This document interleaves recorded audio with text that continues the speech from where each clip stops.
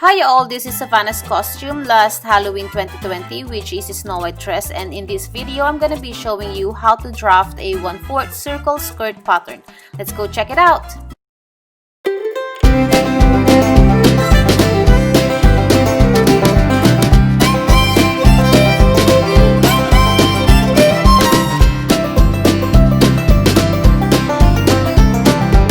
In drafting this pattern, we will be needing a tape measure,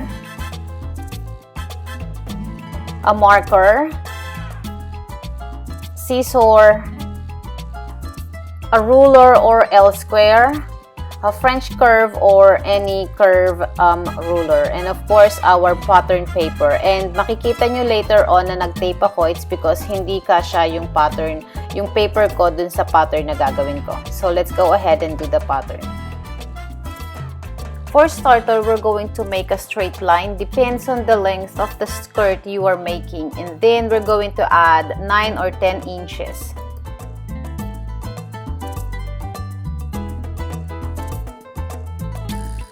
From the intersection of the straight line that we just made and the edge of the paper, we're going to get the 1/4 radius of the full waistline measurement of this quarter circle skirt pattern, which is I'm going to show you the formula how to get the radius.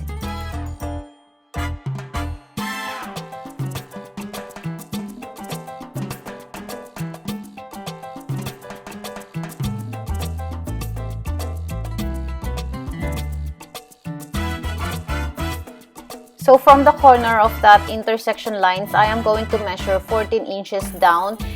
And you have to make sure that you are always starting from the point, otherwise your measurements will be messed up.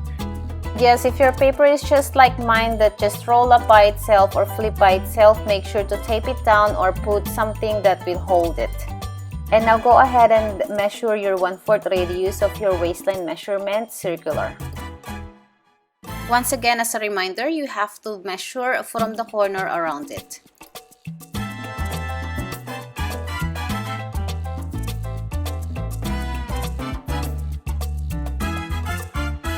And now, using a French curve or a curve ruler, we're going to attach all the lines together to form a circular lines. I know this looks so big, but this is actually half of the size of your quarter circle skirt pattern. From the 1/4 radius of your waist measurement, we are going to measure the length of your skirt, and just like what we did from the waistline, we're going to measure around it, and then we are going to connect all the dots together using a French curve, or if you don't have any French curve, you can just measure closely and then you can just connect all the dots by freehand.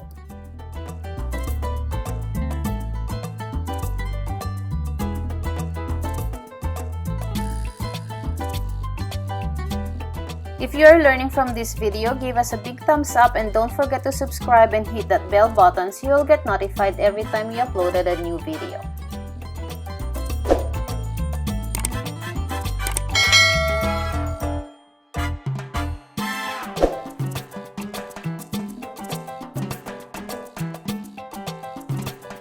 And now that we are almost done with our pattern, we just need to add 1/2 of an inch to the waistline for a seam allowance.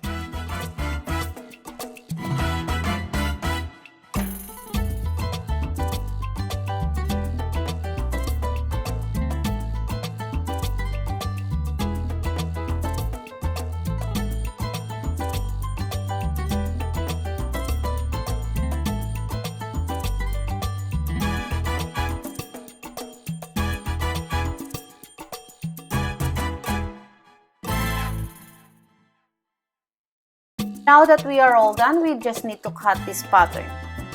I know that the pattern that we are making doesn't look like a Snow White costume because Snow White's costume does have a lot of shearings on her skirt. But believe me, this is going to be a part of her skirt because this is going to be used as a lining.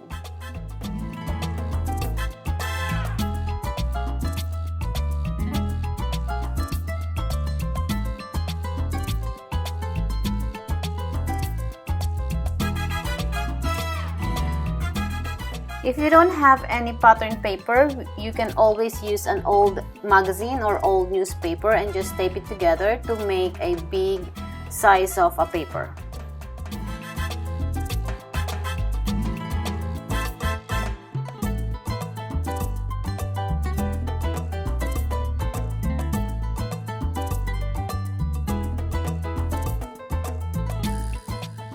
And now that the pattern is done, I'm just going to lay this flat on our lining and cut it straight.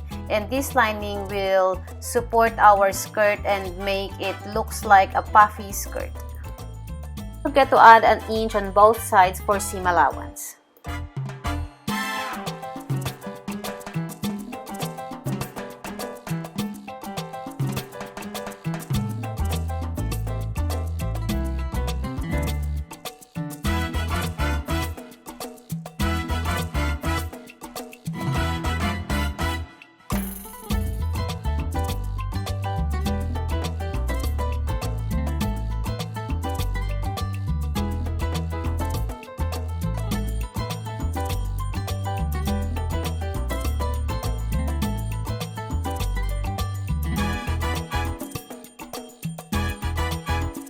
I hope you liked our video, and kung gusto mong updated ka sa ating channel, hit the subscribe and bell button so you will get notified every time we uploaded a new video.